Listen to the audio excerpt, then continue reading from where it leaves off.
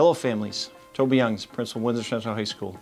Just want to take a few minutes today to explain our shift to standards-based grading and take you through how teachers come to grades for students and the purpose of why we've made the shift. A few years ago we worked with Tom Guskey, who was one of the leading researchers in grading. He really talks about, there's three purposes of grading. One of those is to provide information to students for self-reflection. The other one is to provide incentives for students and for them to engage in their learning. And the other piece is to communicate information about student achievement to the parents and to others. So really in Windsor, our goal is to communicate to all stakeholders academic achievement, students' academic achievement, and the learning progress. So our grades will reflect how well the student has met established learning standards and their efforts towards meeting these standards, and of course their individual progress towards continuous growth. Standards-based grading is really kind of broken down per course. So within each course, every teacher has to meet New York State learning standards. So there are a bunch of New York State learning standards for every course that our teachers teach. If our teachers were to report progress on every New York State learning standard, that would be a lot of information coming home. So that's too much information for them to report to you. So our teachers have worked collaboratively within our teams to take those New York State standards and kind of categorize them or put them into product criteria. So each of our teacher teams have created product criteria of either 3 or 4 product criteria for each course. Teachers then give assignments, assessments, and projects that measure student learning of those standards within those product criteria. They get rated on those scores throughout the course of a quarter. At the end of each quarter, students will be given an academic achievement score. That academic achievement score is comprised of the average of product criteria factored with the weighting teachers have applied to each of them. Now, they come to that rating by using our rubric that is applied consistently across all courses. The rubric really has 4 different ratings. Are students consistently demonstrating their knowledge of New York State learning standards? Are they often demonstrating their knowledge? Are they occasionally? Or are they rarely? So students are graded on a 1 through 4 basis on every assignment or assessment or project that they are given. So for example, if a student is given assignments throughout the quarter, each of those assignments or assessments are rated. If you look here, looking at the product criteria, you can see that this particular student has been given different ratings for product criteria number 1. And judging based on those ratings, at the end of the quarter, they are given a final rating for that product criteria. In this example, it's knowledge of content. So looking at how that student has scored in those different assignments and assessments throughout the quarter, this student has come to a final rating of a 3 in a product criteria of knowledge of content. Looking at product criteria 2, historical context, this student has consistently performed really at a level 2 for this final rating, or for this rating, so they have come to a final rating of a 2 in historical context. And throughout the quarter of writing skills, this student has performed well in their assignments or assessments, scoring a 4 in almost all of them, so this student has come to a final rating of a 4 in writing skills. In order to calculate the academic achievement score for this student, the teacher now takes the final ratings of a 3, a 2, and a 4 in those product criteria and averages those together based on the weighting for each product criteria. So they take the 45% weighting of knowledge of content, the 25% weighting of historical context, and the 30% weighting of writing skills. So you take the final ratings with the weighting of that product criteria and calculate it, and it comes out to an academic achievement score of a 3.05. That would be that student's academic achievement score for that quarter. Let's go a step further and break it down as to how students are graded on a particular assignment.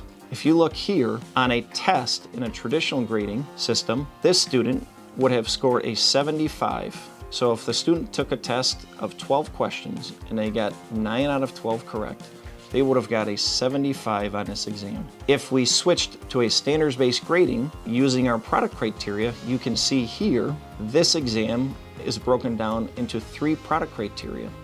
If you look, question 1, 5, 6, and 10 fall into the product criteria number 1. Question 2, 7, 9, and 12 fall into product criteria number 2.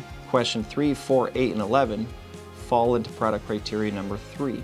So when the student takes the exam, if you look, they answered question 1, 5, 6, and 10 and got 3 out of 4 correct, which means when we measured the student on their product criteria number 1, they got 3 out of 4 correct. If you look for product criteria number 2, they got 4 out of 4, and product criteria number 3, they got 2 out of 4.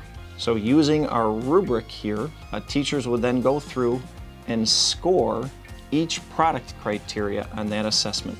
So looking here on the right, instead of a student getting a 75, they have received a score of a 3 for product criteria 1, a score of a 4 for product criteria 2, and a score of a 2 for product criteria 3.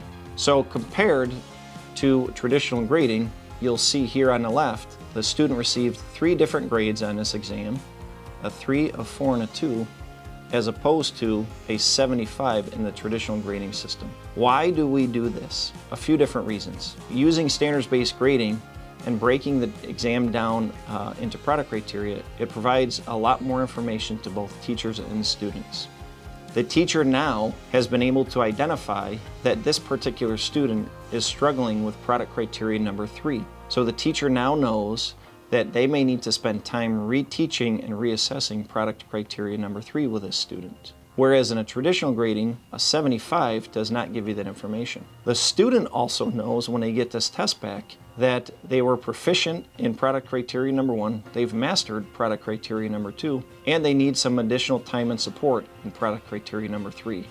So both the student and the teacher now have more information to get that additional time and support as opposed to just receiving a 75 on the exam. So the focus here is on the learning as opposed to receiving points. And that is intent as to why we have made the shift to standards-based grading. If you look at the report card now, we can put it all together. If you look here in the blue box, product criteria is boxed in. In this example, you can see that this particular student has received ratings in the 4 different product criteria that we have listed here. Teacher teams have determined the weighting in those product criteria.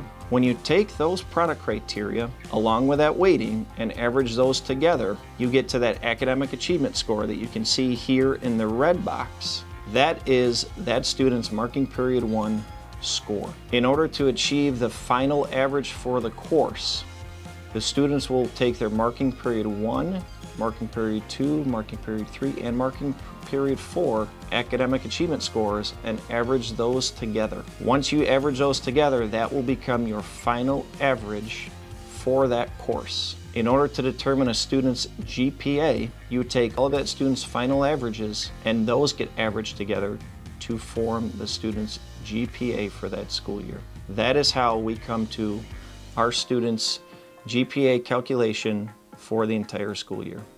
And that is how we utilize standards-based grading. Here are some frequently asked questions that we have gotten so far. Will this standards-based grading impact our child getting into college? The answer is no. Multiple colleges have shared with us that they receive many transcripts, actually around 40%, with a 4.0 scale, and that this shift that we are making will not negatively impact them getting into college. We've been asked, will there still be class rank, valedictorian, and salutatorian? The answer is yes, we will still have those. We've also been asked, are college and AP courses still weighted 10% like they have been? The answer is yes, all of our college level and AP courses will still carry that additional 10% weighting just as they have in the past. Our mission here at Windsor Central School District is to ensure that each learner is future ready by providing empowering educational experiences.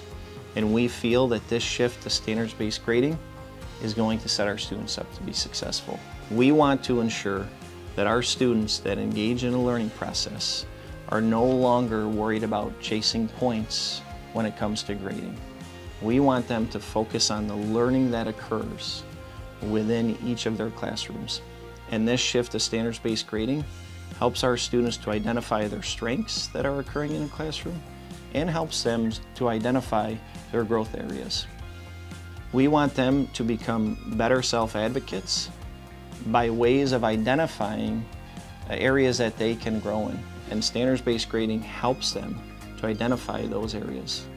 So this shift, we feel, is helping them to become future ready.